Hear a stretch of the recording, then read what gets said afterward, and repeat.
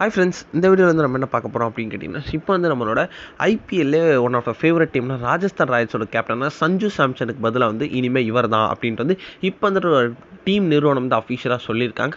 இன்னொரு விஷயத்தை பற்றி அந்த வீடியோ டீட்டெயிலாக பேச போகிறோம்.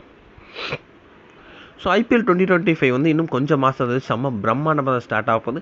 அதில் வந்து நம்ம எல்லா தமிழனுக்கும் பிடித்த ஒரு டீம்னா ராஜஸ்தான் ராயல்ஸ். அதுக்கு முக்கியமான காரணம் வந்து கேப்டன் சஞ்சு சாம்சன் அப்படின்னு சொல்லலாம். ஏன்னா வந்து அவர் வந்து கேரளா தமிழனாக இருந்தாலும் வந்து அவரோட பேட்டிங் வந்து நம்ம எல்லா தமிழ் மக்களும் அடிமை அப்படின்னு சொல்லலாம். அந்தளவுக்கு வந்து ரொம்ப ரொம்ப சூப்பராகவே இருக்கும். அண்ட் ரொம்ப அழகாக தமிழும் பேசுவார். இப்போ வந்து போன வருடம் வந்து ரொம்ப ரொம்ப நல்ல பர்ஃபார்மன்ஸ் கொடுத்தாங்க. அதுக்கு போன வருடம் வந்து கிட்டத்தட்ட வந்து அவங்களும் ரொம்ப பெர்ஃபார்ம் பண்ணாங்க. கடைசியாக 2022 ஃபைனல்ஸ் வரைக்கும் வந்து நம்மளோட கோப்பையை வந்து நழுவ விட்டாங்க. இந்த வருடம் கண்டிப்பாக கோப்பை அடிப்பாங்க அப்படின்ற மாதிரி தான் ஆக்சுவலும் ரொம்ப ஒரு நல்லதாக டீம் எடுத்திருக்காங்க.